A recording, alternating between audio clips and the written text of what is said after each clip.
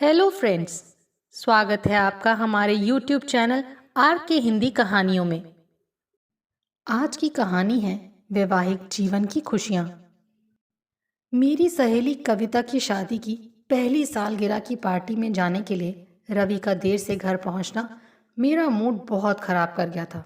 घर में कदम रखते ही उन्होंने सफाई देनी शुरू कर दी। बॉस ने अचानक मीटिंग बुला ली थी और उस गुस्सेल से जल्दी जाने की रिक्वेस्ट करने का मेरा दिल नहीं किया। I am sorry darling. मैं कुछ कह रही हूँ क्या जो माफ़ी मांग रहे हो? मैं नाराज़गी भरे अंदाज में उठकर रसोई की तरफ चल दी। उन्होंने सामने आकर मुझे रोका और मनाने वाले लहजे में बोले, अब गुस्सा थूक कर मुस्कुरा भी दो स्वीट हार्ट। मैं फटाफट तैयार होता हूँ और हम 15 मिनट में निकल चलेंगे। मुझे इतनी देर से पार्टी में नहीं जाना है। प्लीज़ अब मूड ठीक कर भी लो यार। मैं ऑफिस में चल रही घटिया पॉलिटिक्स के कारण वैसे ही परेशान चल रहा हूँ, और अगर ऊपर से घर में भी टेंशन बनी रहेगी तो मैं पक्का बीमार पड़ जाऊँगा। ये बात ठीक है कि आजकल उनके अपने बॉस से संबंध ठीक नहीं चल रहे हैं और इस कारण नौकरी बदलने की नौबत तक आ सकती है। उनकी परेशानी ना बढ़ाने की खातिर मैंने बात को लंबा नहीं खींचा और बोली, ऑफिस की चिंता करने के साथ साथ कभी कभी मेरी खुशियों का भी ख्याल रखा करो। मैं रखता हूँ, पर अब झूठे सच्चे बहाने बनाकर समय बर्बाद करने के बजाय जल्दी से तैयार हो जाओ। अपने गुस्से को भुलाकर मैं मुस्कुराई तो उन्होंने प्रसन्नता दर्शाते हुए मेरा माथा चूम लिया। कुछ देर बाद बैंकेट हॉल में कदम रखते ही मैं सारे गिले शिकवे भूलकर पार्टी का मज़ा लेने लगी। कोविड के बाद ये पहली बड़ी पार्टी थी जिसमें हम लोग शामिल हुए थे और मैं उसके पल पल को जी लेना चाहती थी। जो जानकार थे उनसे हंसी खुशी के साथ मिली। बड़े उत्साह से अपनी मनपसंद चीज़ें खाने की इच्छा जाहिर कर मैंने उनसे खूब भाग दौड़ कराई।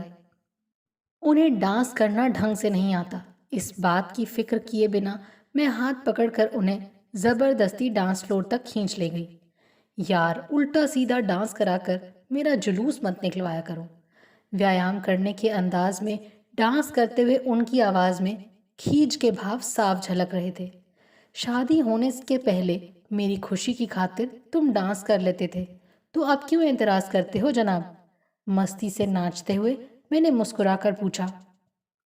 तब मैं तुम्हें नाराज़ करने का रिस्क नहीं ले सकता था, और अब मुझे खुश रखने को किसी तरह की कोशिश करना तुम्हें बोझ सा लगता है।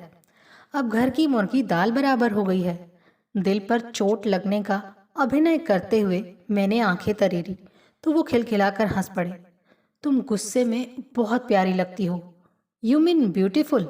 मैंने बड़ी अदा से पूछा। Yes, very beautiful. Thank you. मैंने भीड़ की फिक्र किए बिना एक प्यार भरा चुम्बन उनके गाल पर झटके से अंकित किया तो वो बुरी तरह से शर्मा गए। ये क्या करती हो, सब देख रहे हैं यार। तो क्या हुआ यार, कुछ काम अकेले में करने होते हैं।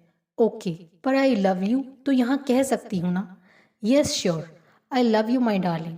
इस बार मैंने उनका हाथ होठों तक ले जाकर चूमा तो उनका चेहरा फूल सा खिल उठा। पगली, प्यार भरे अंदाज में उनके मुंह से निकले इस शब्द ने मेरे रोम रोम में मस्ती भर दी थी। मैं आज अपनी शादीशुदा जिंदगी में बहुत खुश और सुखी हूँ, पर शादी के बाद गुजरे पहले साल में हम दोनों की नासमझी के कारण हमारी विवाहित जिंदगी में बहुत कुछ गलत घटा था।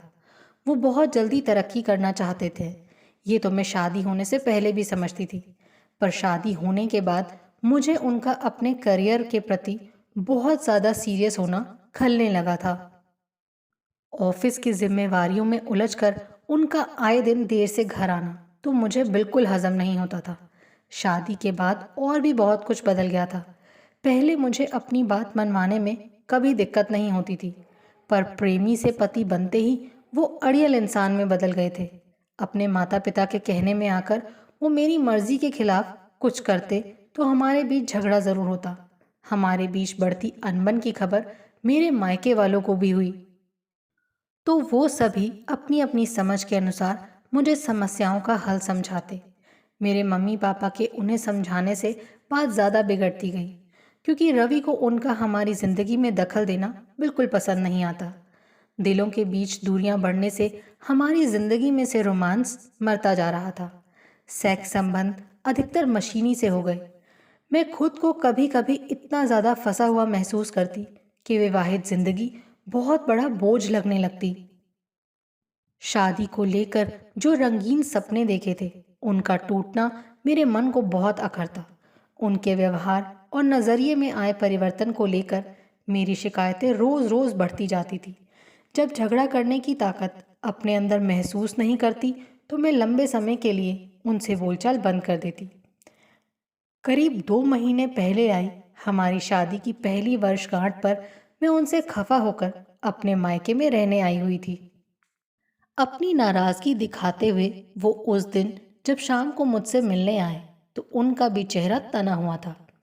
मम्मी पापा ने जोर डालकर हम दोनों को बाहर घूमने भेज दिया।